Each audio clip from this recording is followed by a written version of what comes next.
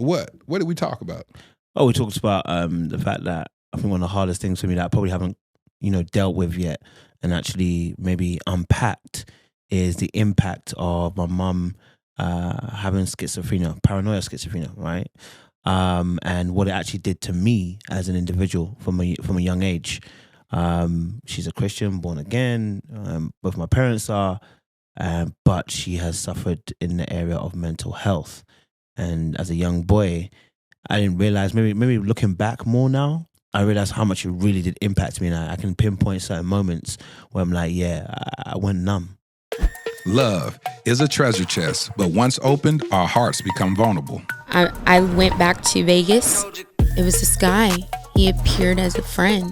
Sure enough, it led to infidelity. Alignment can't be ignored. We talked about certain topics as far as having kids. She didn't want to have kids. And that was one of the red flags. And I know you desire marriage. So I think it's best you move on with your life. Hold on, Lisa, what you do? I told him, okay. She didn't ask me why.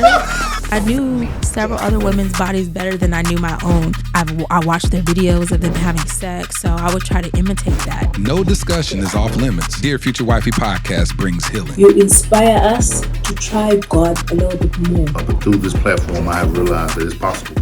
It's possible to love again. The conversations have really helped me to change my perspective on relationships. Season 7 is all about tough topics. I'm Lateris R. Whitfield, and welcome to the Dear Future Wifey podcast. Welcome to the Dear Future Wifey podcast. I'm your host, Lateris R. Whitfield. Listen, are you still shacking up with us? If you're still shacking up with us, can we get a commitment? Hit that subscription button and subscribe. Make sure you turn on your notification bell so you'll be notified about upcoming episodes. If you're listening to us on Apple Podcasts or Spotify or even Anchor, make sure that you leave us a review if the platform allows it, and go ahead and rate it 5 stars. Listen, we are having an amazing time in season 7 of the Dear Future Wifey podcast. We're calling the season Tough Topics, and today will not disappoint. I love it when I get my brothers on the podcast. I met this brother last year while he was doing a review on an episode that I did on Breenie Lee's YouTube channel, and I loved his commentary. I loved that he was giving a very level-headed viewpoint on the episode that we did. And so I said, okay, this brother, I can rock with him. And then so I joined him on his platform the next day. So without further ado, welcome to the Dear Future Wifey podcast, my homie, Kojo. What's going on? What's good, man? You all right? I was going to try to say your last name, but... It's okay. We ain't going to do that. Ampadu. Ampadu. Yeah. Or Ampadu. For those of you who can't Ampadu. Ampadu. Yeah. So listen, where are you from?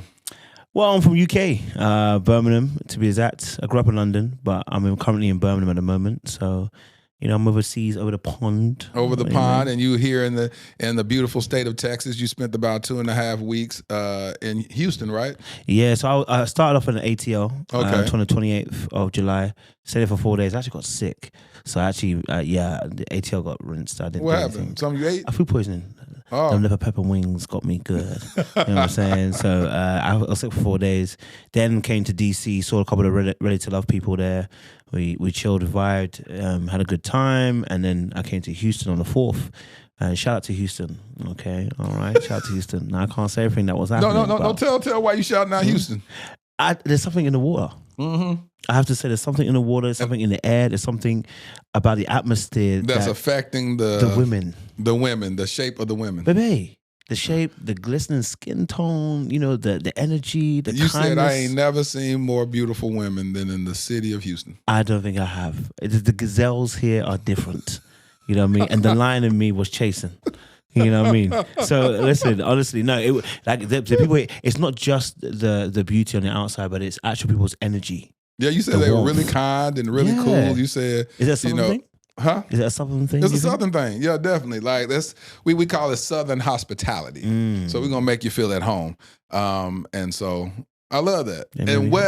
So Kojo, he and I had a conversation a couple of days ago. couple of days, as in yesterday, and we said, you about to fly back to London. I gotta have you on the podcast. So you're doing this turnaround trip to come to Dallas, shoot this episode, go right back, take your flight out of Houston so you can go back to the UK. The conversation that we had, which is so perfect for a tough topic, is what? What did we talk about? Oh, we talked about the fact that I think one of the hardest things for me that I probably haven't, dealt with yet and actually maybe unpacked is the impact of my mum having schizophrenia, paranoia schizophrenia, right? And what it actually did to me as an individual from a young age. She's a Christian, born again. Both my parents are. But she has suffered in the area of mental health. And as a young boy, I didn't realize, maybe looking back more now, I realized how much it really did impact me. And I can pinpoint certain moments where I'm like, I went numb, And you said that is affecting how you date. Absolutely. And I think we were speaking on the phone. I said to you that, I even had one girlfriend where I said to her, listen, I don't need you. I don't need you, and I kept on telling her, and I'm wondering why I keep telling her that. And she wasn't doing anything wrong. She wasn't doing nothing wrong. So before we jump into it, today's episode is titled Mama Trauma. Mama Trauma. Rihanna's nodding her head. She said, "You nailed that title. Look at you. Look, I got a snap of approval over there. I knew she'd like that." So Mama Trauma, and so Rihanna thinks she a lyricist. So anytime you rhyme or whatever, she gonna big it up. So there it is. Like that. And so Mama Trauma. So you said it's affecting the way that you date. This woman was doing nothing to you. You just told her out the blue, "I don't need you." Why? I mean, I think for me personally, I just didn't want to feel vulnerable. I didn't want to feel weak, and I didn't want to feel exposed. And the more I was giving myself to her, the more that I was loving her, is the more that I felt myself slipping and losing control. Like I'm not able to control how I feel. Yeah. You know what I mean? So as soon as I start to love her, I can feel that she has all the opportunity to just go like this and crush me in an instant. And I felt like I had to regain some power back. Yeah. You know what I mean? I had to regain some control back. So that was one of the ways I guess I was doing at a point in time to kind of like, hey, I don't need you, it was saying it to her, but I don't think I was saying it to her. You know what I mean? I think I was saying it to me in a way that to kind of reassure me that, you have some control over this scenario. And also what it was doing was also helping me kind of create a bit more distance. You know what I mean? Like, so if I create that distance, then that means I still got some power left in the situation. I can control me again. That's the power of love. It can take you somewhere, it can make you feel like you're slipping, and that you don't have control over the situation. So yeah, I was. And you said how long ago was that? I was probably like, it's about 7-8 years ago, man. All right, so 7 to 8 years ago. So let's back up. When did you first realize that your mom was struggling with mental illness? How old were you? Probably like 8, 9. You're about 8 or 9 years old. Yeah. And how did you come to the knowledge of that? I think the first instance I had was when she was working in the school. And she was an administrator. And when I walked into the school, she started whispering, telling me, listen, they're talking about me. And I was like, wait, what are they talking? Who do you mean they're talking about you? Like, and of course, she's dealing with a particular demographic. Yeah. I don't know what demographic it is. So at that point, I'm thinking to myself, well, maybe they are talking about her. She's like, maybe they are talking about her, and maybe she's telling the truth. Like, what else can I say, right? But coming to know later on, maybe when I was around about 11, 12, when the first raw episode took place, when she left. She just left. She got up and went.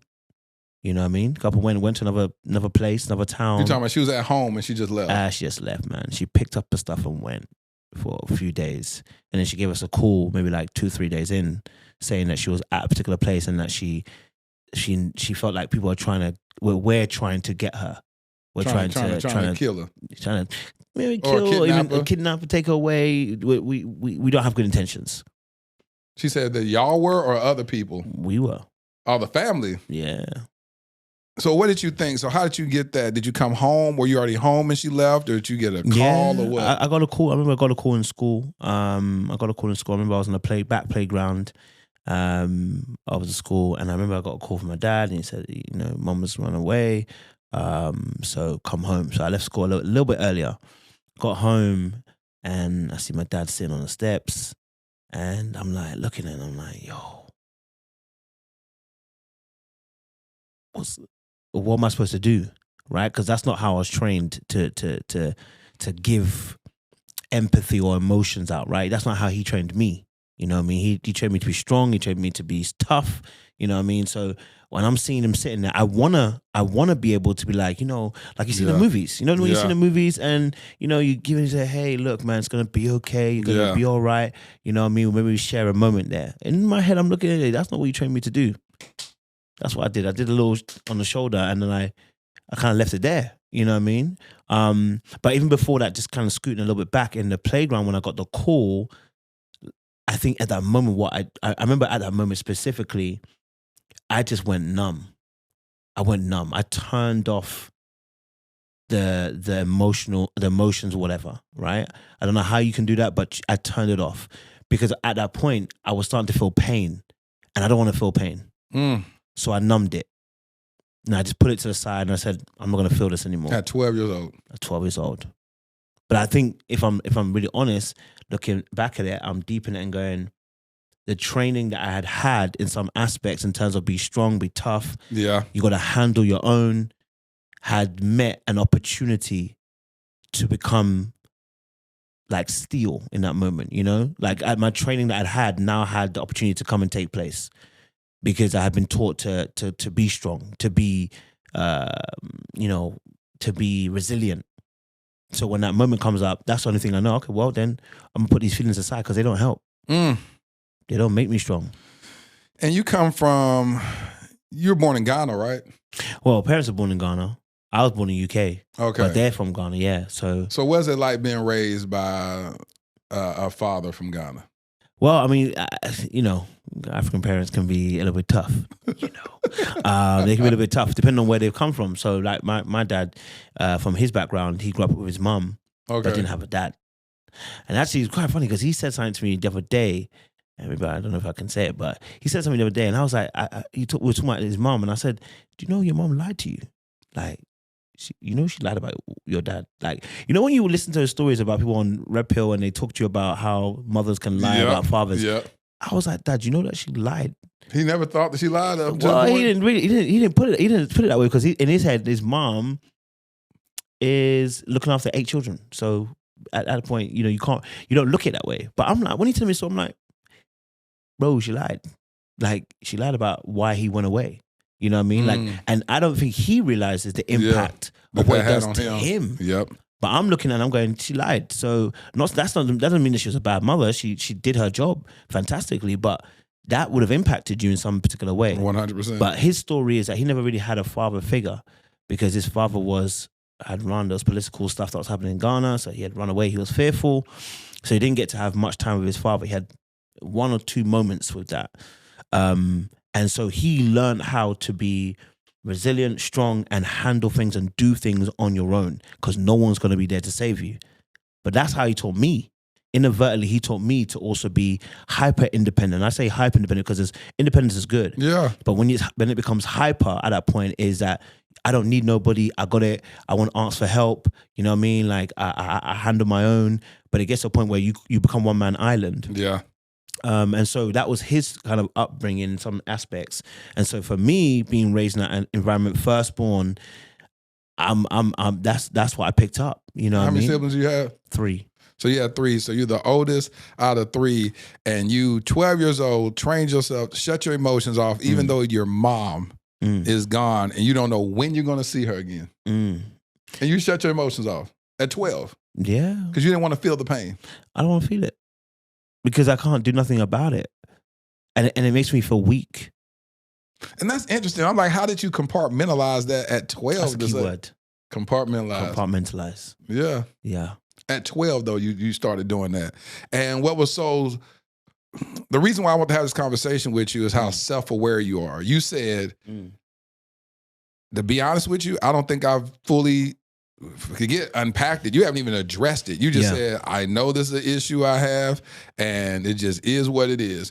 And you said, but you knew that that's what gets you to a certain point with a woman. And anytime she may show any instability in thoughts and actions, you like, nope, I got the deuce. I'm out. I gotta be gone. Yeah, it's too much. So I think for me personally, I think I think anybody who's had a parent that has suffered with mental health will tell you that the stress of responsibility, having to constantly think about someone else. I'll be honest with you.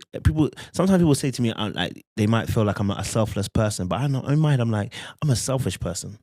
I don't want to deal with it. I don't want to be a part of it. I've separated from that time.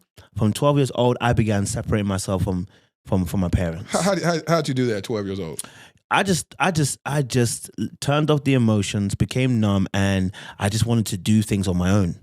You know what I mean? I wanted to do things on my own. I didn't want to include my parents in anything, you know? And we can get real deep with this stuff because and there's some stuff I probably haven't said to my mom as well, but it's like, you know, my mom was not the same person that I saw when I was younger. You know what I mean? This is somebody who was bubbly, who was lovely, who was giving, who was kind, who was generous, you know, would do things for others, was strong. She preached, she teach the word, you know, and this and that, you know, and then I see a different person who is a shell of themselves. Yeah.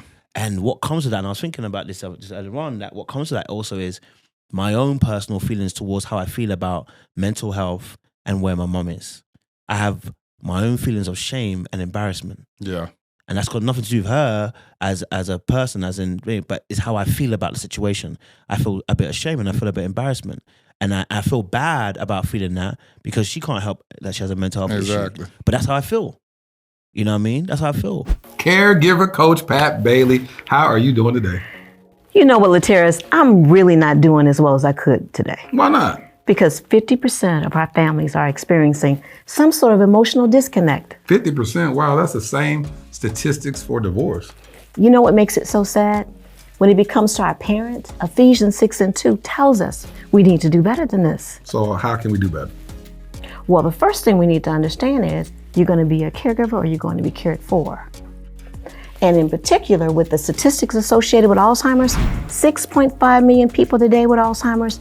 By 2050, we're talking about 18 million people. Hold on, you're talking about 3 times as many. 3 times as many. But there's a process that we need to engage in today. You gotta tell me how. I want everyone to understand and embrace a 4-phase process. Okay. First thing, I recognize we're gonna have some deniability about the fact that we're aging, but we are. You need to accept your responsibility associated with it. You actually need to now become a discovery agent, researcher on what do I need to do, and then you need to manage that process. Okay, so please, caregiver coach Pat Bailey, tell us how do we manage that process? Well, first thing you need to do is you need to connect with me. Okay. Yeah, connect with me on social media. And what's your social media handles? At caregiver coach Pat Bailey. I know you got to have a website. Oh, absolutely. I tell you what, findingnewtomorrows.com. We'll send you a free resource guide. Listen, I thoroughly appreciate all that you said today, and we got to change those statistics. Today. And so you started distancing yourself from your family. What did your father pick up on that? Like, why are you in the room? Why don't you come out here and spend some time with us? Why are you doing this? Why are you trying to? Did he start picking up on that, or did your mom even pick up on it? I think there was little comments here and there from my dad, but I think, you know, like I said, he trained me to be independent, so it's like it's almost a win. You know what I mean? Like, he's doing everything by himself. You know, he also has a motto: if you're gonna go somewhere, know how you're getting back, because it ain't gonna be me. You know what I mean? But he changed that. When my little sister came around, then he changed that real quick. It's funny how a daughter would do that to you. You know what I mean? But for me, he wasn't doing that, bro. Like, if you go out there, you better know how you're getting back. You know what I mean? Things like that are little tidbits of what makes you so independent. You have to figure it out. You ain't got no choice. I think as I became more independent, I don't think he saw it as a bad thing. I think he saw it as a strong thing. You're strong. You're resilient. You're confident in you, and part of it is great because I can go anywhere, I can do anything. I'm in America by myself. I don't have to wait for anybody to do it. You know what I mean? But there's also a part where you can't ask for help. There's so much pride in being strong or appearing strong. So he wouldn't have picked up necessarily anything of it because I'm doing what he trained me to do. When did you move out? I moved out at 26. Okay. And I'll tell you this, I was happy to move out. I was so happy to move out. I'll be honest with you, because it got to a point where I remember we have a garage that was adjacent to the house, and I had spent time like cleaning this garage. I put effort and time into it, trying to, clear it out so I could have a space that I could do some gym stuff and then do some prayer as well, right? So like I've done it. I've spaced at the space. I've set my little, gym ring there, and I've got, my open space where I can do my prayer. I'm walking up and down. I like to pray. So you're talking about 26, you was a prayer warrior. Oh, listen. Had your own little war room going on. Oh, listen, man. Little war room in there. Listen, I'll tell you, Benny Hinn would have been proud. People would have been fainting up and right and left and set out. You know what I mean? I had the anointing in there. But no, jokes aside, but like I really, that was my safety. You know what I mean? That was my mental space where I could be free, because there was enough space and I could walk up and down and I'll be praying, you know what I mean? So I really was cherishing that space. And then one day I come back and my mom has just turned it into a carpentry space, bro. Talking about carpentry space. Yeah, she turned into Jesus 2.0. She just started doing carpentry in there. And I'm just seeing saw clippings here and there, and things are starting to move. The shelves are starting to move. Like, yo, she listen, and I'll shout out to her because she was repurposing stuff. I mean, the cupboard became the table became the cupboard. You know what I mean? Like, she became an excellent carpenter. I mean, maybe that helped with her mental health as well for her. But what it did for me is it created anxiety. And I'm sure for the others as well, the siblings will tell you, they felt probably some anxiety too, because you don't know what's going to change. I'm going to come home, the coffee table is now a dining table. You know what I mean? Like the cupboard today going to be a door tomorrow. Like you can't, it's unstable. You know what I mean? You come home and stuff just be changed. It's going to be changed, bro. And she was good at it? She was good at it. I can't even hate on it. You know what I mean? She was actually really good at it, but it's just like, it's unstable. You know what I mean? And then there's a you leave a trail of mess behind, and that's what it kind of creates also the anxiety, because you're seeing things all over the place. So she's completed the work, but then there's things all over the place. So you got to clean up now. And so now I think for me, and here's what the selfishness I'm going to say again, I didn't want to clean up after anybody. Yeah. I didn't want to have to be responsible for anybody. I didn't want to have to be in a position where I have to give up my life for that. You know what I mean? And I said this, and I think I'll say it's dark, but listen, if they go, they got to go. Who go? If the parents got to go, they got to go, because it ain't going to be me. You said if your parents got to go, they got to go. They got to go, because I ain't going to save them. How your daddy get thrown in the line of fire? What he got to go. His time is up. It's my time. No, but no, I mean, that's how disconnected I feel at points from them. Emotionally, that you was like, if something were to happen to my parents, I remove myself from them at 12 years. Do you even look at them as your mom and dad? Yeah, I do, but I'm disconnected. You know what I mean? Because I just don't want to access those feelings, man. I don't want to access those thoughts. So you were telling me at one point that even going into small kitchens or kitchens that are narrow, it does triggering. What? It's triggering. Yeah, because why? Because shout out to mom, she was cook. And shout out to her, because the meals were good. I ain't gonna lie, they were slapping. But the place after she's cooked, because then she got arthritis at the time, and then with the mental health issue as well too, then she would leave a trail behind. So now you're left to come and clean every single day, but it's a mad clean, because you're gonna do 2 hours of cleaning every day when you come back from school or when you come from work. You tell me the mess be that big. It be that big. Pots, pans everywhere to the third. You know what I'm saying? So it's not an order. It's not a normal. It's not like pots and pans. No. If it's just pots and pans in the sink, I'll be frustrated. Like, oh God, could pots and pans. But it's like a mess everywhere. So it'll be pots and pans and the carpentry stuff all carpentry. Everywhere. There's oil there. There's spills here, and it's just there's a lot going on. Food is out here. There's just too much going on. So. For me personally, when I'm looking at it, I'm like, after a few weeks, I'm like, this is too much. I can't do this. And I don't want to be cleaning up after somebody either. I just don't want to be a carer for someone. And I think, again, that comes from the disconnect that I have emotionally. Because sometimes people when you see people and I hear people talking about becoming a carer for their parents, I'm like, I don't want to do that. And you better not call on me, call on Jesus. I ain't going to do it. You know what I mean? And it sounds hard, but that's it. Kojo, you said you don't want to be a caregiver. No, listen. So out of all the kids, there's always a couple of the kids that don't step up like that. So you saying in your family, I'll pay. You said you're not finna be the one running around. I'll pay y'all to do it, but I ain't gonna do it. Get someone else to do it. That's how disconnected I am. I feel about it.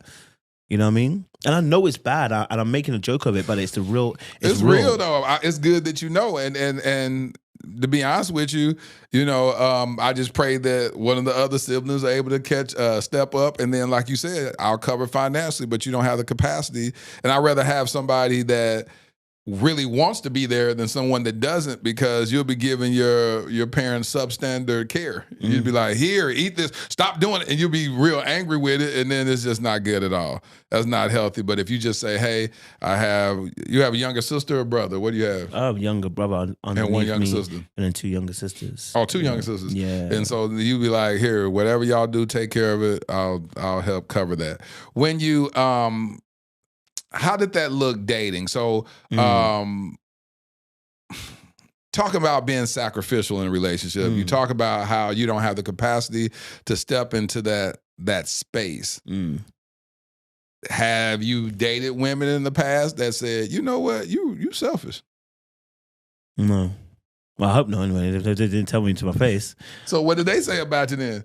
I'm quite a selfless person. So they call you selfless, but you know deep down inside you're selfish when it comes to certain things. I feel like maybe that's the self-awareness, just be able to read different motivations for why you do what you do. But I feel selfish at points. Well, at points, like what points though? It matters of the heart. When you're dating somebody, when you look at yourself, do you say, I'm a very giving person. I know how to prioritize a woman. I do this. It's not about just me.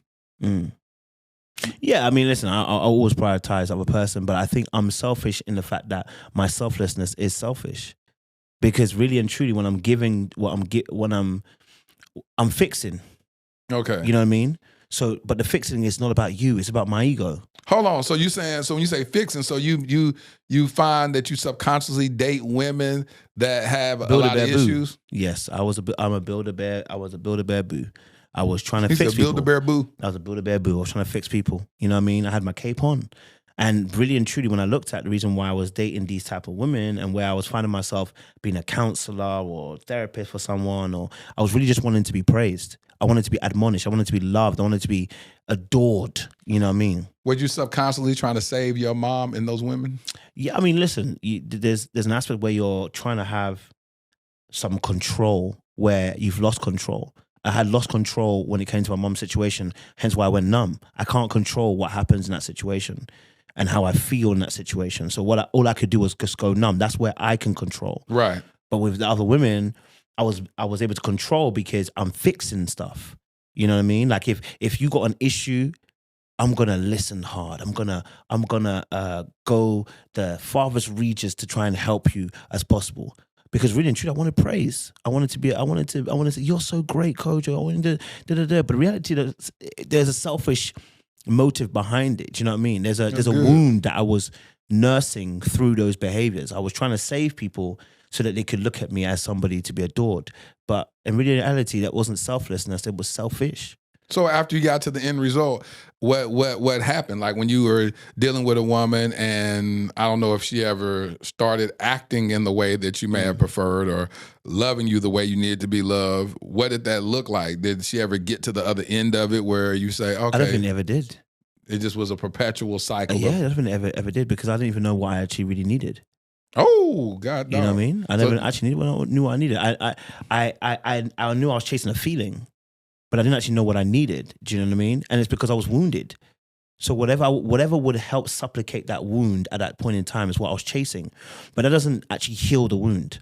That only begins to, I guess, kind of feed it a little bit. You know what I mean? To help kind of nurse the pain that you're feeling. Yeah. Almost like taking some paracetamol to kind of numb that pain a little bit. Yeah. But it's gonna come back in a few hours, right? So I'm gonna have to do it again. So I always find myself in that place where I'm chasing that high in the relationship. So I used to love the toxic up and down relationship. I love that one. I love the one where we're going to argue intensely. We're going to come back, because that makes me feel like you genuinely care about me. You know what I mean? I love the relationship where, you have a big problem and it's like, I'm going to solve it for you so that you can look at me that way. You know what I mean?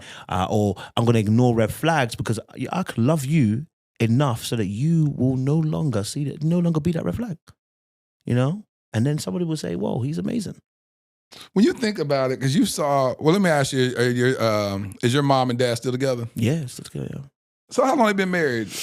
Ooh, as long as I've been how old are you? I'm 32 now, so. So it's been over 32 years? Over 32 years, yeah.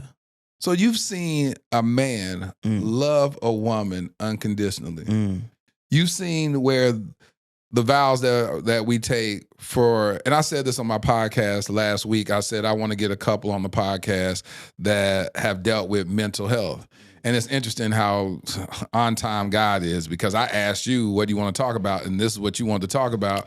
And here the byproduct of you is this love relationship that you've been able to witness a man loving a woman through sickness and in health, the mental sickness, which we don't really address. And you've seen that. How do you view your dad seeing that example, 30-something years, loving this black woman, this black queen, through the worst situation where her mind is unstable. She's doing erratic stuff. Was that the only time that she left the house, or was there other? No, there was other episodes. There was other episodes when it kicked in. And so she'll just randomly leave, and you watch your father be patient for her to return or go out and get her. That. What do you think about your dad, man?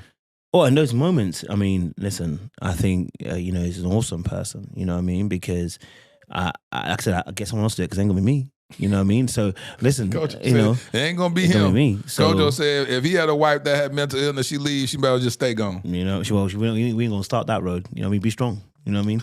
But no, be strong.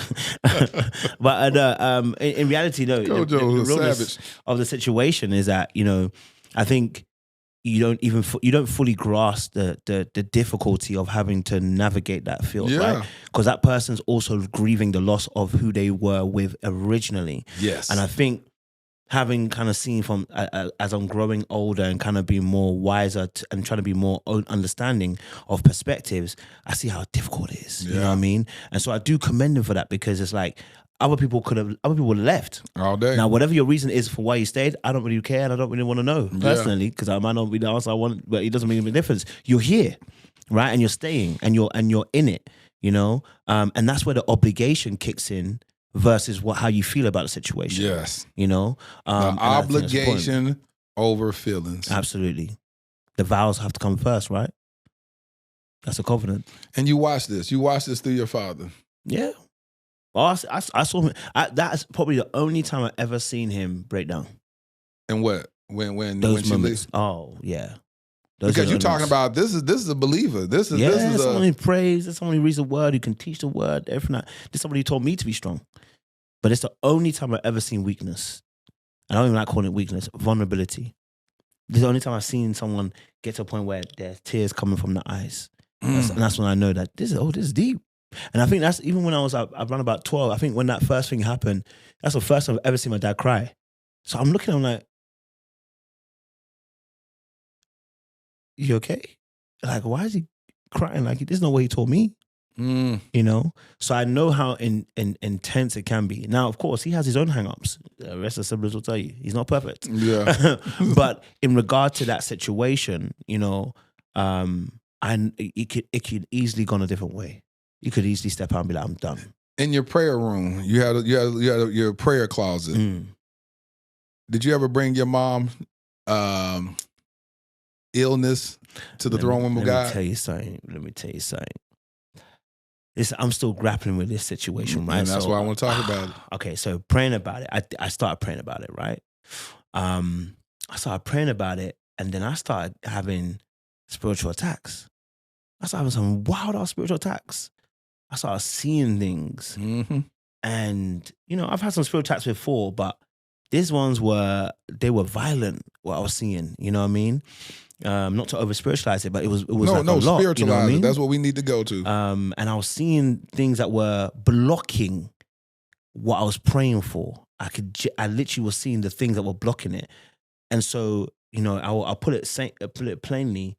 Sometimes the answer to some of these things also is in what Christ talks about, forgiveness. Because when bitterness kicks in, when grief kicks in, when pain kicks in and it's not dealt with, this also hinders healing processes. And they appear as these demons and these monsters because they are those very things. So when I started praying about it and I was being hit and attacked, I got scared. At the time I was a young Christian, I was scared. I was like, well, this is a bit much. I've encountered some warfare before, but this warfare was intense. Mm-hmm. And so I was like saying to my aunt, I asked my auntie, I said, like, have you prayed for mom before? She said, yeah. And I said, what happened? She said, she saw some things.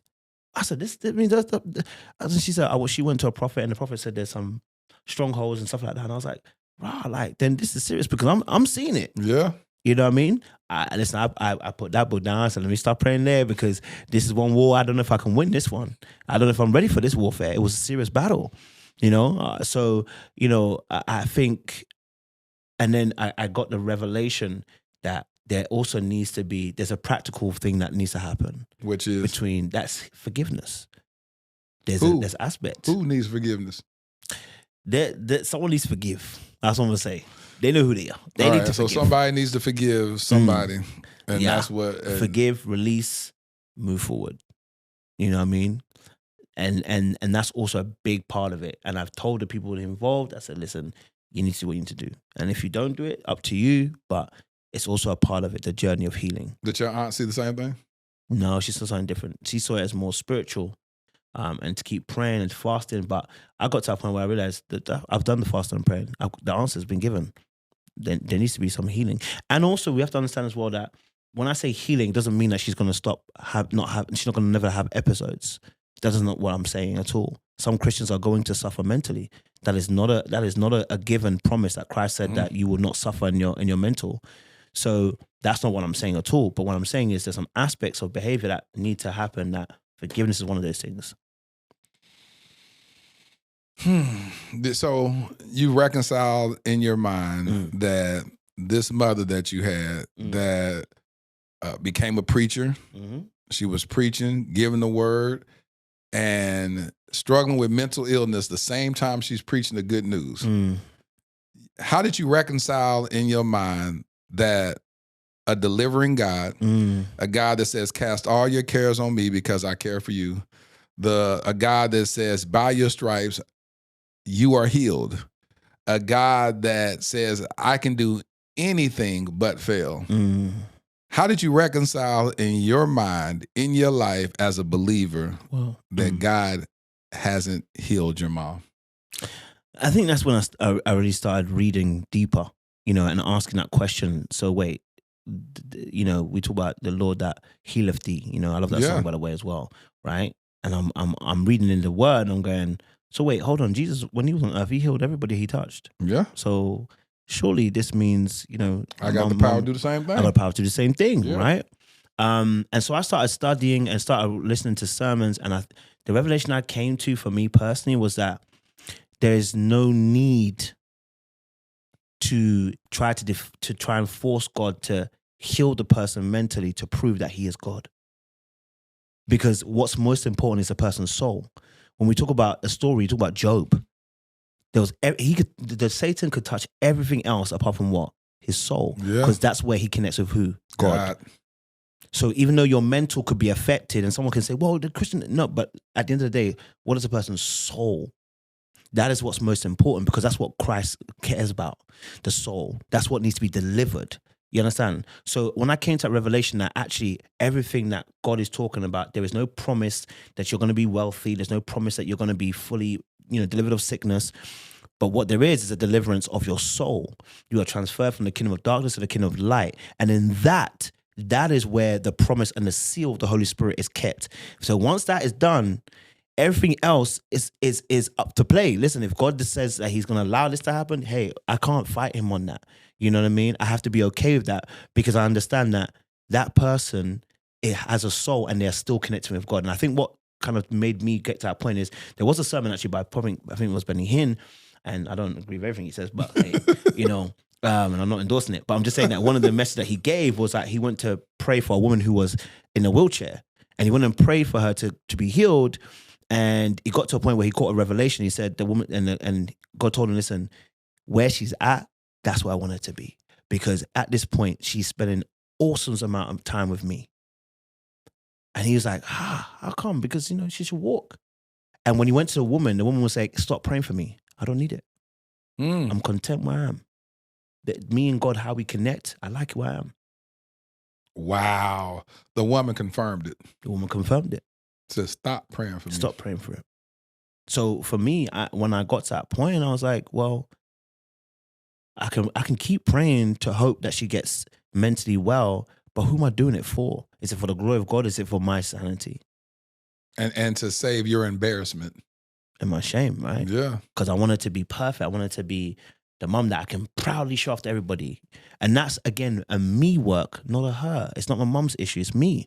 That's how I feel about it. How does she feel about herself? What did she say? I don't know. I haven't really asked her.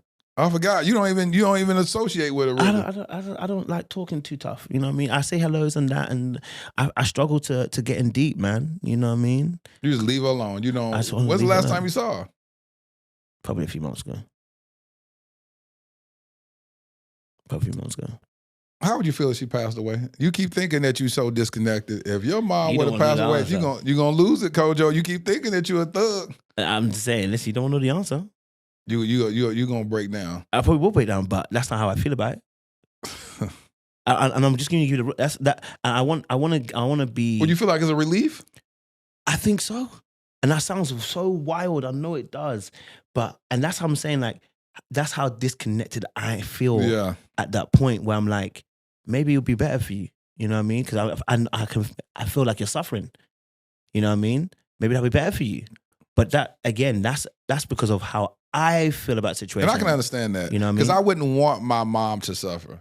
I mean, and that's in anything. Like when I see people who are going through sicknesses and then they'll amputate the person's leg and then they'll amputate the other leg and they'll just start doing. I was like, don't be cutting on my mom like that. Like, mom, let's go and get you checked out. And you did a great work. God bless you. Because I wouldn't want to see my mom suffering like that. And so my heart goes out to people who are caretakers, taking care of their loved ones and parents that's battling cancer and any other type of diseases or terminal illnesses, that they are so sacrificial in loving that loved one all the way into the very end. And so it hurts my heart. And it makes me wonder too about, let me ask you, do you desire to get married? Absolutely. Why do you desire a wife? I desire a wife because... and I'm assuming it's a wife. It's a wife you want. Absolutely. Right? No, that's for someone else. That's not for me.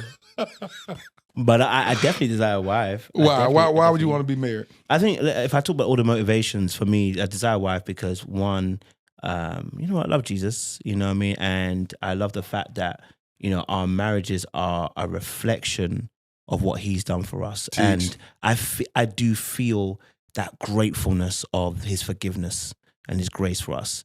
And I know that marriage almost replicates that because we're supposed to do that for one another throughout the course of the relationship. I think also another thing is that I got love to give, you know what I mean? And I want to be able to give that to someone. I want to be able to do life with somebody, and have someone have my back and I have their back as well.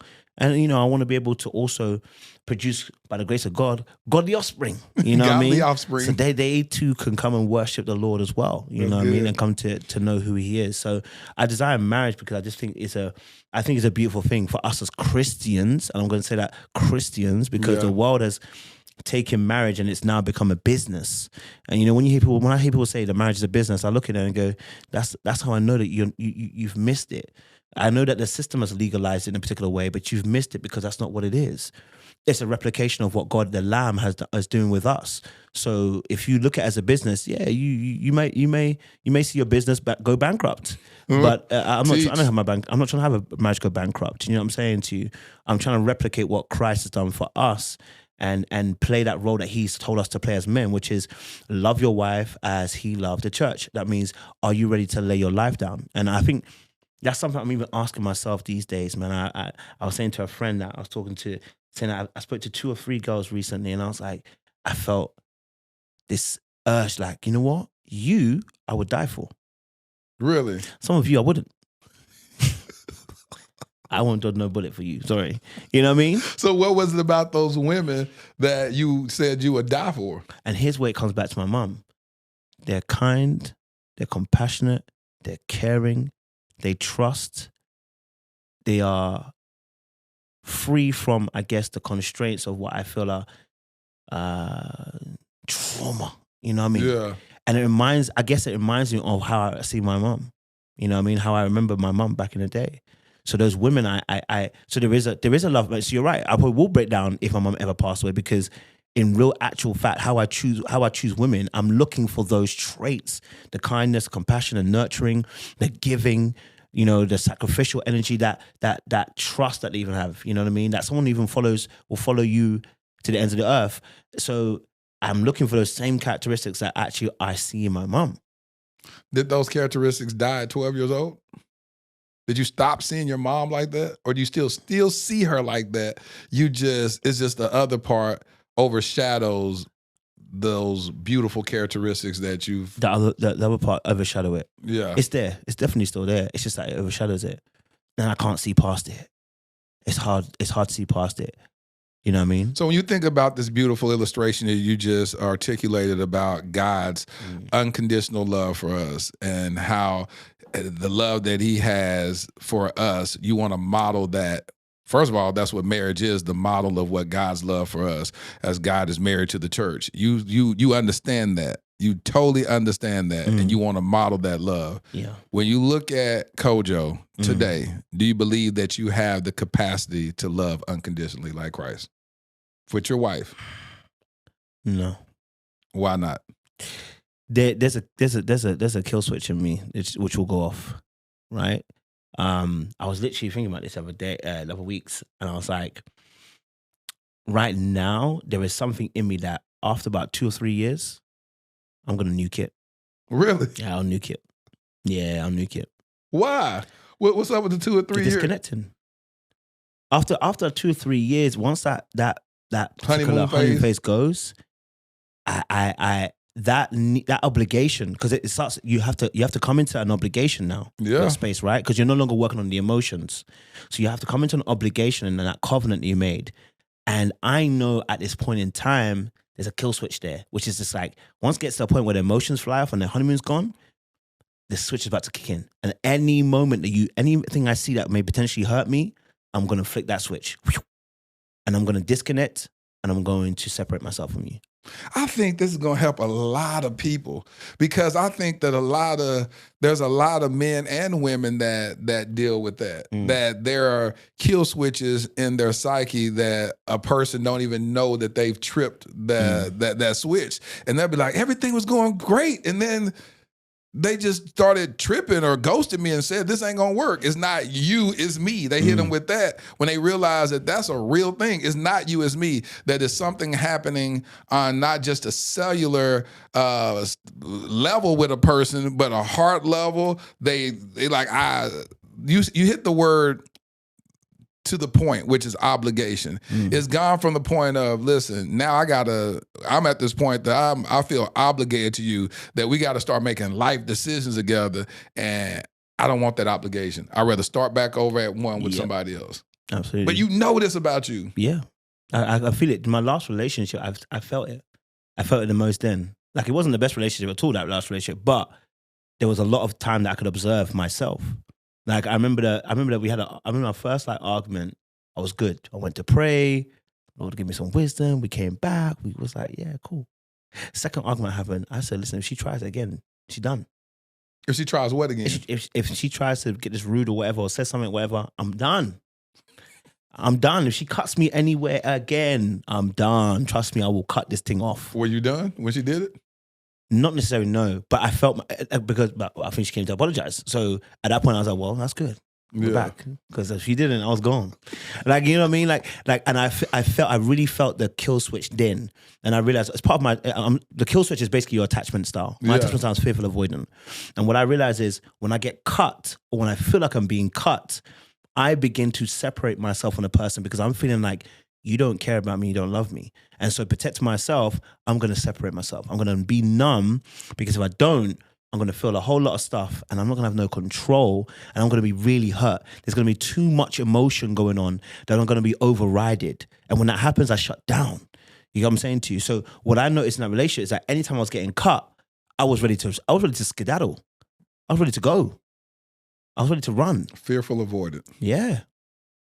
And so what have you heard? Like, do you ever bring your father involved in your relationships? Have you ever had anybody come home to meet the parents. Yeah. I think he met 2 of the girlfriends. I remember he said. I asked him about after one relationship ended. I said, "So what do you think about the girl?" He was like, "She was gonna run you into the ground, boy. You don't know what she was getting yourself into."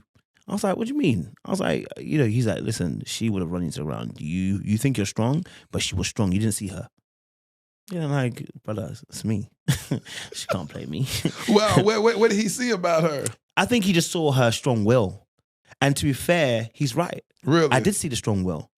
At points in time, right? And when I say strong will, not in the way that you're trying to break someone's will, but in the sense of the person won't follow your lead. You think they will, but they won't follow your lead. They'll go a different route. He said, you think you will. You think it will. They ain't going. And actually, it showed up in the relationship, but I was just so ready to fix. I was overlooking it. You know what I mean? So, and God told me from the beginning of the relationship, I shouldn't have been there. So to be fair, I shouldn't have been there. But yeah, so when he told me that, I was like, he's probably right. You know what I mean? And so look, he has, like he always says, the eyebrows come before the mustache, meaning that he sees things at a different level to me because of his experience. But sometimes it's hard to take his advice because, like I said, there's a disconnect emotionally that I have with him that I don't trust his advice. And so it's not that his advice isn't good. His advice is great. But how I feel about the advice is because how I feel about you. You know what I mean? So because I feel disconnected emotionally at points in time that I can't trust when you give your advice. You know what I mean? And I think I've said it before that how I relate to him is how I relate to the Father in heaven. It's like I want to be able to do it by myself. Like I don't like you telling me. I want to be able to see if I can do it. Because that's how you trained me. You trained me how to what? Be independent. So I need to see if I can do it. Don't tell me ahead of time and almost feel like I'm being controlled. That's how I feel. Again, that's an attachment issue again. I feel controlled. So I want to be able to figure it out. You feel controlled accepting the advice of the like don't tell me ahead of time unless I already know. If I already know it, then okay, you can tell me because I already know it. You know what I mean? You confirming what I already know. You confirm what I already know, but if you're telling me what I don't know, I'm not listening to you. I don't listen to you. I want to figure it out. Like my girl Ariel, she said, I'm going to see for myself. I'm going to see for myself. You know what I'm saying? I'm going to leave here with something. You know what I mean? I want to leave here with something. You know what I mean? And that's how I dealt with it. And in fact, when I first came to Christ, that's actually how I behaved. I said, listen, Lord, when you bring me to you, I want you to let you know I don't want the faith that my parents have. I want you to teach me how you want me to maneuver. That's fair. I don't want what they have. What they have is what they have. But I want to see for myself what you are really bringing to the table, so I can see for myself and judge it for myself. That's fair. So it does have its benefits, but the negative parts is that I couldn't take instruction. I couldn't take advice. Couldn't take wisdom from somebody. I didn't trust it was coming from a safe place. Even from your father? Even from my father. A father that you saw it tried and true, working with your mom and loving her unconditionally. You say, I still ain't going to listen to you. Yeah, because of the way he dealt with me. How did he deal with you? He told me to be independent. So be independent of him too? Yeah. Did you think the independence was going to be for other people? It's going to be you too. You told me to be independent. It includes you. You thought you were going to get away with it? It includes you. So, and you taught me to do that. Get away with it? Yeah, and then you get stuck. And then you get stuck in that way, and then you develop a pride from it. Yeah. That you have to be that way. And so at that point, I'm not going to listen to you. I'm not going to hear everything you're going to say. And listen, the funny thing, I did some videos on this. Everything he's ever told me, it's never gone out the other ear. Yeah. It's in there. And it waits for the right time, and then it goes, he did say that. Yeah, that's good. He did say that. And are you humble enough to go back to your dad and say you were right? You go back to him, man, and tell him, listen, you know what, you were right. Tell me an example of when he was right. So the girl situation, he was right about that. Was there any other situation? Listen, I remember one time, this is more novel, but I remember one time I went to he was paying me £15 a month, right? Little salary. Yeah. And I took my 80 quid, which is that's about 5 months work, you know what I mean? Yeah. Took it, went and bought a tracksuit. This Averex academic tracksuit had like a Tweety bird on it. Yeah. Get a Tweety bird. I was feeling like a king, bro. I came out, I bought the tracksuit and walked into my dad's room, and I said, Dad, look at this tracksuit. He said, you're gonna wear that 1 or 2 times, and you're not gonna wear it again. You've wasted 80 quid. And I was pissed off at that point. Yeah. You know what I mean? I'm like, why would you say that? Why can't you just accept that? I bought a tracksuit and say, hey, it looks nice on you, and just go off and do it. I wish he could have done both. But he chose to want to do one. That's fine. Okay. He chose violence. You know, he chose violence. He could have at least said he could have done that and the violence, but he didn't want to do that. All right, cool. He said, you wasted your money, son. He said, you wasted your money. And then, you know, it wasn't long. I wore that tracksuit twice. I wore that tracksuit and I didn't wear it again because I had nowhere to wear it. It's an inappropriate tracksuit. It's got a Tweety bird on it. Where are you wearing that to? You know what I mean? Like, where are you? And it wasn't even fake. It wasn't even real. I done paid 80 quid. It's a lot of money for a tracksuit and it's not even real. You know what I mean? So, you know, the eyebrows came before the mustache. That's what he says. I like that. The eyebrows came before the mustache. Yeah. You know, so, you know, yeah, he's always given me advice when I needed it and asked for it. But like I said, we have our own relationship that we have to work out. And there's things I wish he could do with me. But I also understand that coming from his perspective, he never had a dad, so he's doing as best as he can do. You know what I mean? And giving as much as he can. So it's also my responsibility also to then relate to him and say, hey, this is what I need from you. I know you men have not done it. It might not have happened your way, but I need to also give it to you. Like when I say I would like him some encouragement, yeah, he does give it at points, but it's almost Simon Cowell-esque. It's like sparingly, you know what I mean? Like you gonna get that golden buzz from Simon Cowell, everyone gets excited, right? That's how he operates. But I don't need Simon Cowell-esque. I need someone who's gonna be more present and consistent with the affirmations. So when I had a conversation with him about it, I also then realized that where did he get his affirmations from? He wasn't getting it. And I remember one day one day he preached. And the sermon was wit. It was hitting. Sermon was on fire. All that was tears in our eyes, everything. He finishes, he comes off the pulpit. I look at him and I said to myself, I want to tell him well done. But I can't. You can't. I can't. And I'm not got tears in my eyes, guys. I just coughed, so don't worry, it's not tears. But I couldn't tell him, well done. Why not? Because he never told me well done. But you done told other people well done before. Yeah, I can tell them, but they're not my daddy. So, you know what I mean? So I couldn't tell him that. You know what I mean? I struggled to. I really wanted to tell him. You wanted to, but it just would not come out your mouth. But it wouldn't come out my mouth. Because you ain't do it for me. So I struggling to not want to do it for you. And so you never told him well done? I mean, I told him well done maybe like a day or two later. What did he say? I wanted to say it in that moment. He said, thank you, son. I appreciate it. You know? And I was like, cool, I like that. But I wanted to tell him in that moment. Whereas with my mom, when I did my first ever preaching at the church, she said, oh, she's so proud of me. You know, well done, son. Like, you've done so well, da-da-da-da. And I appreciate that. But you know whose affirmation I wanted? Dad. Not you, Mom. Yep. Dad. You know what I'm saying to you? When you preached your first sermon, how old were you? 22, I think. 22, yeah. I remember one time I went to preach a sermon and she told me, you're not ready. Stop. How old were you then? I was 22, but that sermon wasn't hitting. She's actually right. That sermon was filled with shade, boy. I was ready to lit up the church in that preaching, and she told me that's not it. Leave it alone. It was after you preached. She said that. I didn't even get to preach that first one. The first one I was practicing. I did some of my preaching in front of her, and she said, "Yeah, it's not hitting. Don't do that." Yeah. Could you accept that? I accepted it. Oh, really? I accepted it. It hurt though, but I accepted it. I was like, well, maybe I'm just not ready. Do you know what I mean? And then when she finally gave me that opportunity to go and preach, I felt ready. I was like, do you know what? I realized that preaching that was there, that was carnage. Well, hold on. So are your dad and mom pastors? No, my mom pastored for a short while, but then obviously she got sick. My dad is more of a teacher. Okay. You know what I mean? He likes to teach the word. That's where me and him are very similar. So they're at a church and they would preach at y'all's home church. Yeah. Okay. Yeah. So he would teach, do Bible studies. She would do more preaching and stuff. So, you know, they had the two gifts that were beautiful, man. I call it PT, and, you know, sometimes I like to preach, sometimes I like to teach, but people going to get fit either way. You know what I mean? Have you been called to the ministry? Yeah. Are you running? I'm running. Listen, Jonah ain't got nothing on me, boy. he done went all the way to Texas. That's his Nineveh. That's it, bro. He's trying to call me. I'm running. Why? Tell me why. I don't want the responsibility.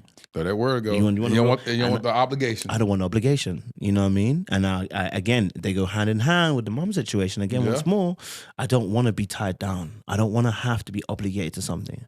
I want to be free. And it's because I felt like a caged bird as a young kid. Because you're always responsible. I looked after my siblings. I potty trained. I did changing nappies. I did the burping. I did the, bottled, food, everything. Like, I did the Goo Gagas. I've seen first steps. Yo, I've seen all of that. You know what I mean? So, but you don't realize it traps you. Yeah. You become a third parent. I lost some summer holidays at some points.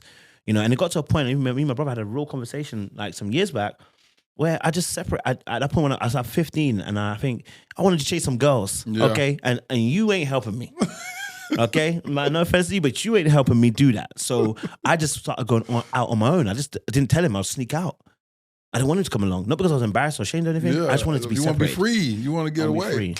You know what I mean? Because I felt like a caged bird. And I realized that, and it's funny because a lot of my interviews, people think that when I'm interviewing people that, how should I say it? That, you know a lot, and it's like I'm relating to them. They don't realize that actually when you're saying something, I can relate to what you're saying. Yeah. I felt what you felt, right? So I'm always feeling it. And the one that really hit me was actually an interview with Shay from Put a Ring on It. Shay and Michael. She, on her particular interview, she spoke about being almost like a third parent in a household. Yeah. And I was like, oh.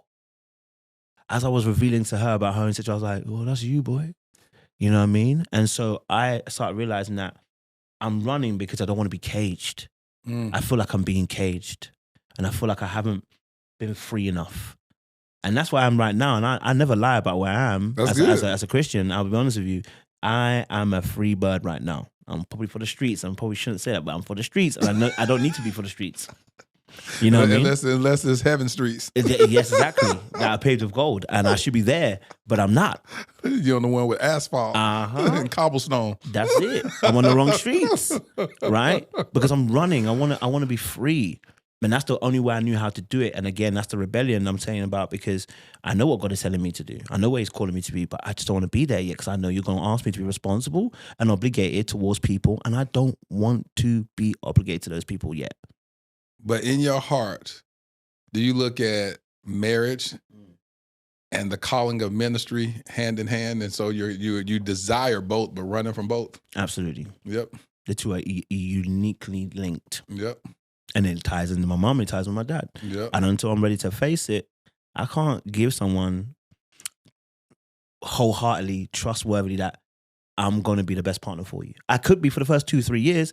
That's how people end up getting called narcissists, because I'm going to turn around and be like, I don't know who you are. And they're going to be like, Kojo's a narcissist. I'm not. I'm broken. You know what I mean? And after 2-3 years, I've changed because I was always willing to fly. You know what I mean? You say they're gonna call you a narcissist? They're gonna call me a narc if they see that story. So I know that I don't want to get into a situation with someone because I know I can't give them that 100% because there's a kill switch there. But one thing about you couldn't be a narcissist because you're too self-aware. That's also true, and that's also a cage in itself. Yeah, why you say that? Because every time I do something, I have to think about it. I'm already calculating every consequence to an action, and it makes me feel caged. You know what I mean? So the self-awareness becomes a great tool. It's almost like what Solomon said about wisdom. Wisdom becomes misery because now you know better to do in every single situation. But being a bigger person every single time is tiring. That's true. Being a good person is tiring all the time. Sometimes I want to wild out. I want to wild out. Yeah, I want to punch somebody if they get on my nerve. I want to be like what happened in Alabama and throw some hands. You know what I mean? And do a still chair. You know, that's a new monument for black people now. Yeah, that's still chair. That's still chair. You know, it's interesting, and when you look at that, that's the reason why I wanted you on here is because it's so hard to find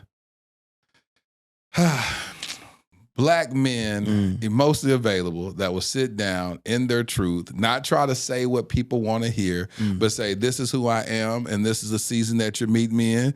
If Lateris has me back a year from now, then I may be in a different season, or I may be in the same season, but this is who I am, 10 toes down.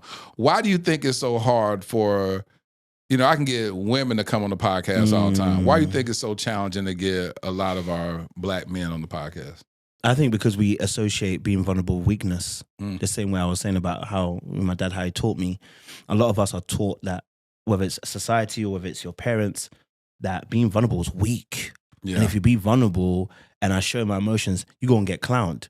You know what I mean? So it takes a man that doesn't care about what other men think. The problem is a lot of us men, we do care what other men think. Yeah. We're validated by what other men think. Facts. Because we haven't had any validation from our fathers oftentimes. There it is. Which is where the first thing should be, so that you can actually have wait, that's me. I don't mind. You know what I mean? So I think for us as guys, we struggle to be vulnerable because we are scared that it's going to be used against us as a weapon or a tool. You know what I mean? If I say, I cried at Titanic, listen, I cried at Titanic, guys. I did too. When I saw Jack slip away, I cried. I said, Rose, what's going on? That board was picking up for both of you.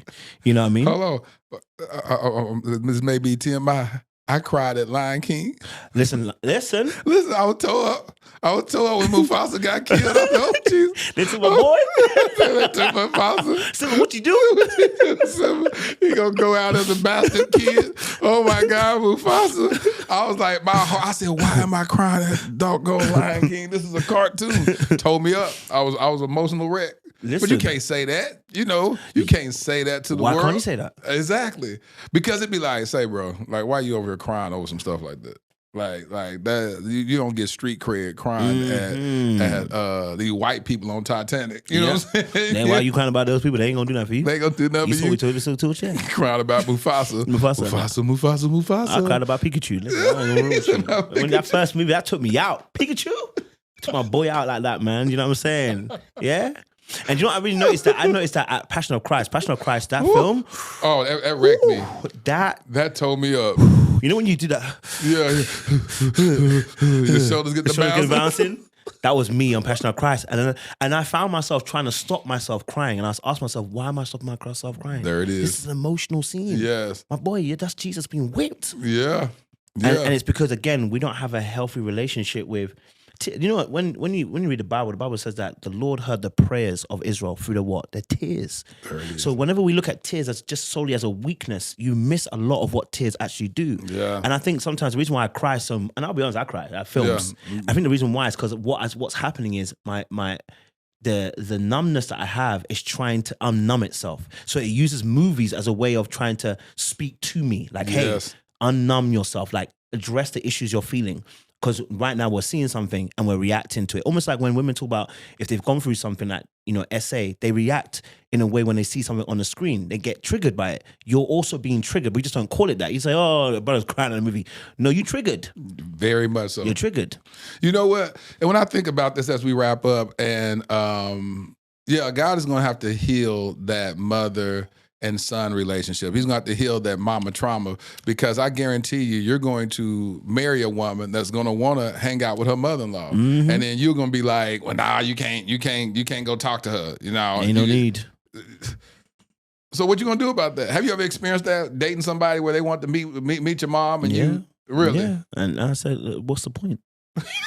You said, what's the point? I said, what's the point? You ain't go over relation with your parents. I ain't go over relation. We're good. Oh, so you said the girl you was dating didn't have a relationship with her parents either? I mean, she had a good relationship with her dad, actually, but not her mom. Same way as I didn't. And I was like, well, are you doing your thing? Because I didn't do my thing. So why are you trying to force me? You know what I mean? We in the same boat. Why are you asking me to row harder than you are when you ain't rowing? Like, you know what I mean?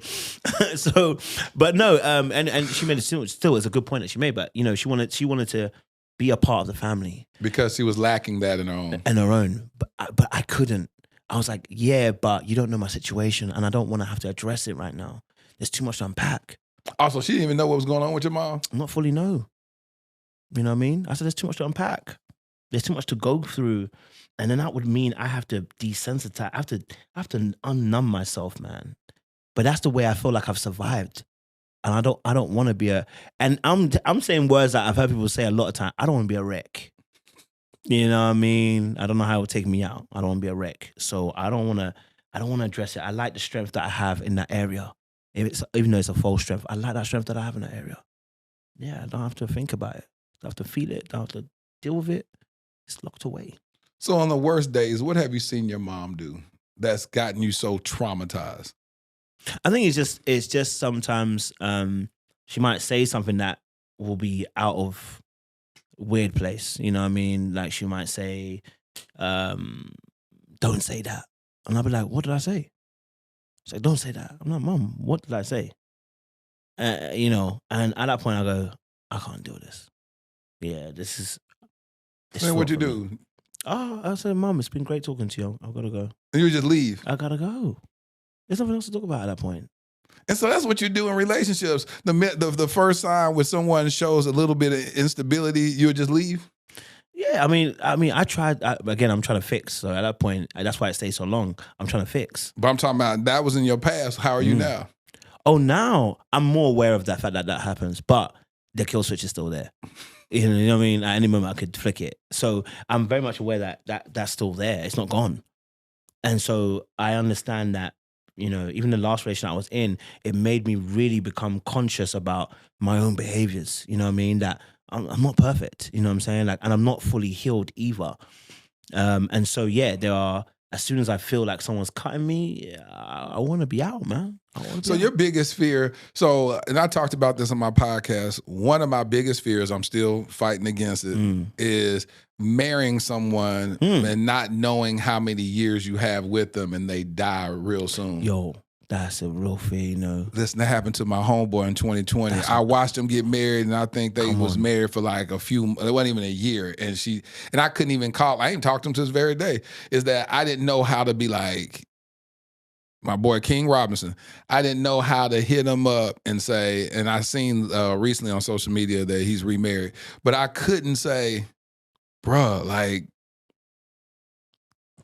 you have my condolences. That's not enough. You did all that work. You got with this beautiful woman. You said your vows. You got married, and like months later they died. Like, I don't even know how to have a conversation to console somebody like that. And so that has been an underlying trauma that I just feel. You go do all this work. I'm doing this whole podcast. I'm going through this journey of healing, and then you get with somebody, and So what I've done is I'll pray against that and be like, okay, Lateris, that's just something that you carry. Just let that go. But is your fear of marrying somebody that's suffering from mental illness? I mean, listen, yeah, there's a fear there. There's a fear that that I would have to go through what I went through as a kid. You know what I mean? And having to manage that. And I think, again, what it really is the loss of that person.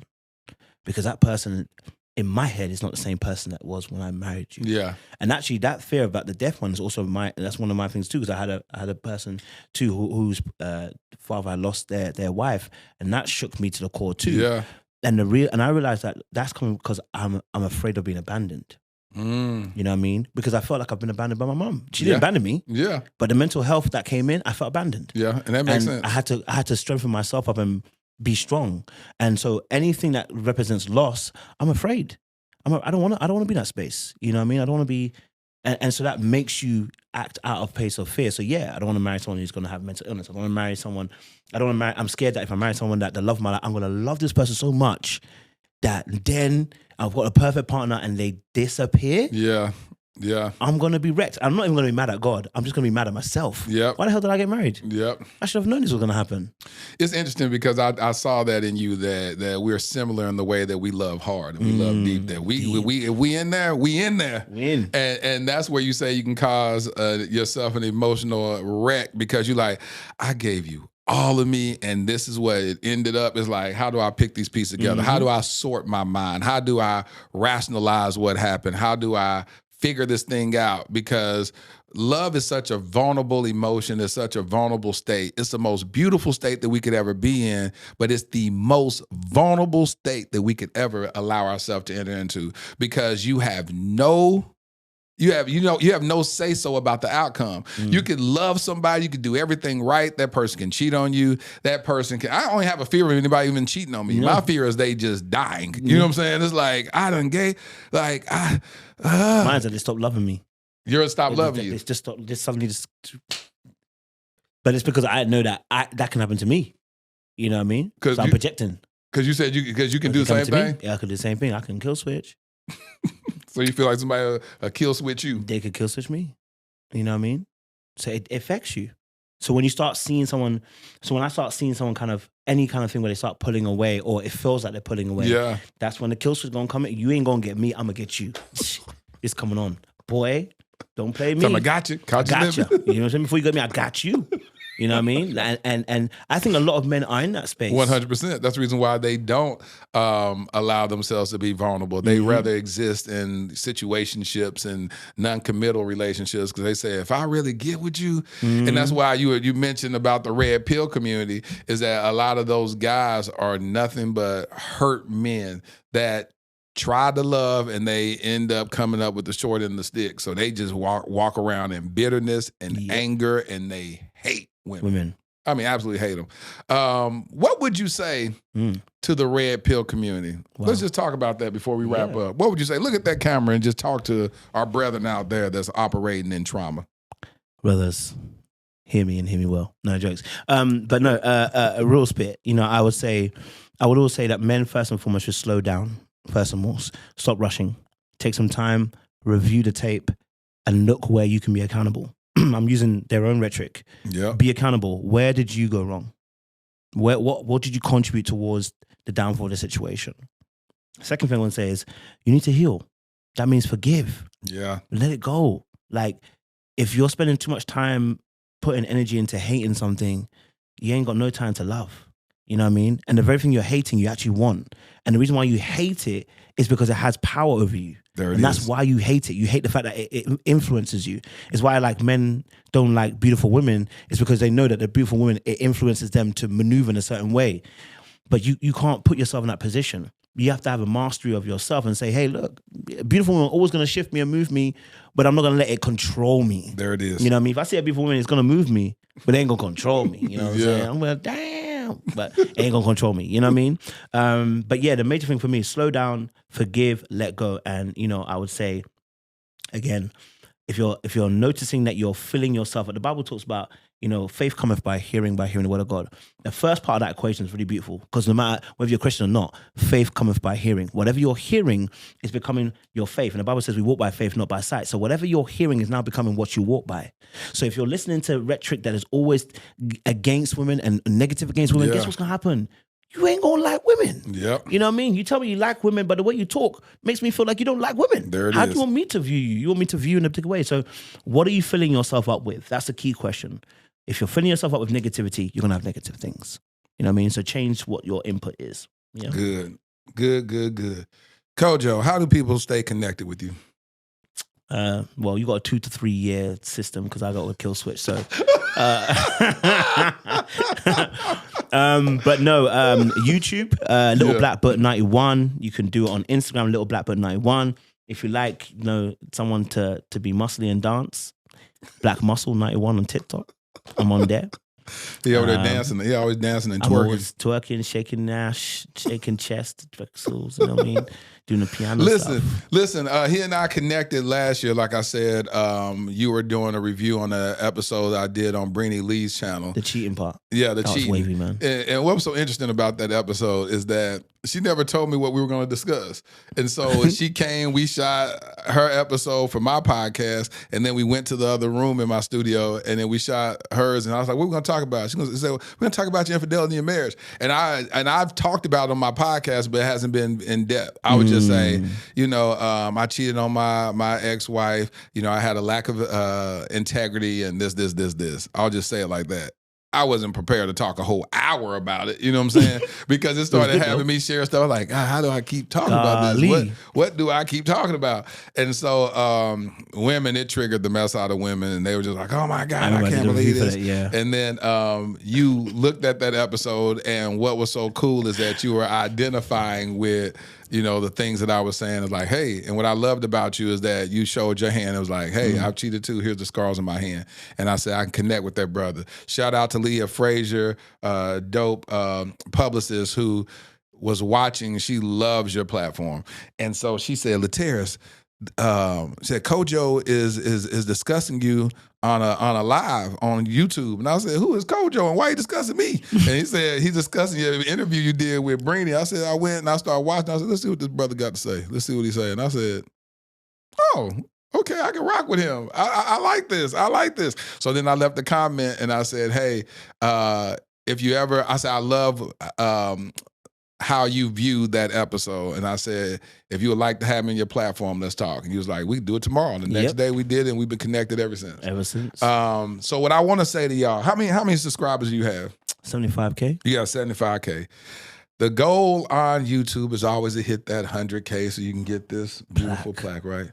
That 100K. And you've been doing YouTube for how long? Don't touch it. You've been doing YouTube. We're gonna get you on. You can't touch it. You've been doing YouTube how long?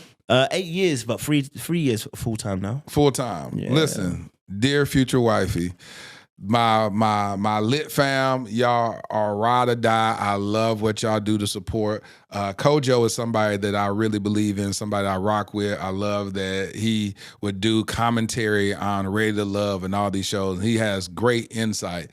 What if we get 25,000 of y'all to go subscribe to his YouTube channel and get him 100K subscribers to get him this amazing plaque? Can we do that? Can we just blow his mind real quick? Can we just do that? Let's try to make that happen when this episode drop. It's going to get over 100,000 views. So why don't a quarter of y'all go ahead and subscribe? Let's do that. Let's show him the impact of the Dear Future Wifey podcast. Let's bless my brother. Hey, y'all give it up. I know y'all found a lot of value. I can't wait to read the comments on the channel. Kojo, thank you for showing up vulnerable. Thank you for being transparent. Thank you for being lit, living intentionally and transparently. I love that you are 10 toes down in who you are. You're an amazing man of God, and I can't wait to see what God continues to do with you. Oh, and before I stop, I want to pray over you. By grace. Heavenly Father, I lift up my brother Kojo. God, you heard his heart. You see the need. You understand the plans that you have for him. You see the mama trauma. God, I ask that you begin to excavate the pain. You begin to excavate the hurt. You begin to dig out every fear that he has and reconnecting with his mom on the level that you desire for him to connect with his mom. God, I ask right now in the name of Jesus that no demon in hell comes against that relationship, not another day. And God, you begin to restore it. God, you begin to restore it in the name of Jesus. The ministry that you've called him to walk in, God, you said it's not by power nor by might, but by thy spirit, said the Lord. So Lord, I ask that your spirit continues to envelop him and cover him from the crown of his head to the soles of his feet, and that he begins to pick up the mantle that you've called him to pick up in the name of Jesus. And he walks boldly in that thing that you've called him to walk boldly in. We give you all the praise, the glory, and the adoration. In Jesus' name we pray. Amen. Amen. Bro, I appreciate it, man. Love you, King. I just want to say one last thing. Talk to me. I want to say, we said quite a bit. And I think where we connect is, and I hope that when people watch these things, they understand, when you go so dark, it is the reason why we put it so matter of frank is so that people who can really be honest about what they actually are feeling. I didn't want to print it up and be like, I don't hate my mom. By the way, don't think that. I don't hate my mom. But I wanted to be very frank about the feelings I actually have. Facts. And so hopefully that you hear that and so those people who are also feeling that can be like, you know what? I feel I'm not alone. I'm not alone. This is actually how I feel. You're not crazy. You're not mad. This is generally how I feel. And this is how we have to present ourselves to God. Like, God knows how we really feel in our hearts. The Bible said God knows our hearts, so he knows how we feel. And this is where God can use us even greater in ministry, is when we can be straight up transparent and honest in where we are. And then God says, yeah, go ahead, cast that care on me. But if I walk around and be like, ain't nothing wrong with me, God be like, you're a mess. Like, in your words, you're a wreck. Come get that to me. Nah, I'm good. I'm fine. I don't need this. I don't need that. And it's like, come on, man, I really know you. So that's the reason why I respect men like you and people like you, period, who say, this is where I'm at. Like, you can't whoop me. So I can be honest with my feelings. Like, what you gonna do? You gonna tell me I don't have a right to feel what I feel? Even Jesus, and we really don't talk about his Garden of Gethsemane moment. His Garden of Gethsemane moment was, take this cup from me. He was scared. He was like, I ain't finna, you think I'm finna go on this cross? He saw a vision of what was before him. He said, I can't take this cup from me. But then the next part he says, but not my will, let thy will be done. And so this moment is take this cup from me. This is where I'm at. This is how I feel, and so thank you. I hope people can add reference and context behind everything that we discussed and say, I'm rocking with you. And the most I can do for you is continue to intercede and pray for you. But anything negative or whatever, just be you just talking to yourself at that point. Y'all give it up for my homie, Kojo, y'all. Ladarian, thrusted suddenly into Child Protective Services in 2015. My nephew, Black, a boy. The likelihood of being adopted outside of kinship, slim to none. Armani, 16 years old, Black, a boy, with 5 years in the foster care system before I even knew his name. The likelihood of ever being adopted, yep, you guessed it, slim to none. While Ladarian and Armani were trying to survive and barely thrive in an overpopulated and underfunded foster care system, I was living my own life, doing well professionally. Having been a single father with a daughter who at that point was doing well in college, it was my time to live my life, right? Wrong. I felt unsettled, tireless, agitated. There are just too many of our Black children stuck in ambiguity and in the limbo of the foster care system. In 2017, I legally adopted my nephew, Ladarian. Fast forward to 2019, I had no ties to this other young king, but I felt God instructed me to adopt him also, and I obeyed. Starting over with parenting should have been enough, right? Working with various foster care and adoption agencies to help bring awareness to the countless young Black kings in the foster care system should have decreased my agitation, right? Joining the board of directors of Advantage Adoption, an organization that helps find permanent adoptive homes for children in foster care, should have led to some type of resolve, right? No, not at all. None of it felt like I had done enough. I now realize that every one of those experiences was laying the fundamental foundation for my life's mission, Kingdom Royale. Kingdom Royale will be a luxury, state-of-the-art home for foster boys. Our first location will be in the Dallas-Fort Worth Metroplex. We will utilize the whole person approach that instills identity, empowers them to advocate for themselves, and enlightens them regarding new perspectives and limitless options that they thought were impossible. Though the young kings will attend the local public schools that are in proximity to Kingdom Royale, our at-home curriculum will broaden their worldview through participating in the arts, attending various cultural events, learning about and engaging in multifaceted discussions about current events and even relevant historical context, introducing them to gardening and landscaping and even caring for our animals on our farm and on-site stables. We just launched our Startup Capital campaign with the goal of raising $2.8 million. Now, why $2.8 million? Well, in 2017, I created a web series in which I performed random acts of kindness for targeting the homeless community. One of the most notable successes was that one of the videos went viral, garnering 28 million views. However, one of my biggest regrets is that I didn't raise a single dollar to help in implementing a more sustainable plan for the homeless community. So throughout the years, with much remorse, I reflected on not maximizing that moment. I knew if at that time, just 10% of the viewers donated $1, we would have raised at least $2.8 million that could have really established long-term support for the homeless community, or at least started a long-term initiative to do so. This is my do-over. This is our new beginning. Together, we can attack this at the root by specifically helping our homeless Black boys who are already disproportionately represented in the American foster care system. I'm Lateris R. Whitfield. I've been nominated for 3 regional Emmys documenting my work with the homeless as well as my personal adoption journey. Despite those accolades, the greatest award for me is truly providing the infrastructure for a transformed life. Visit kingdomroyale.com for more details. Crown a king and make a donation today.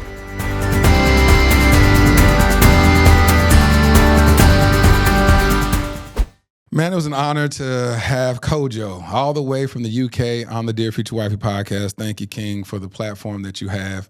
It'd be interesting if you do a reaction video to this episode, since you're always doing reaction videos to the Dear Future Wifey podcast.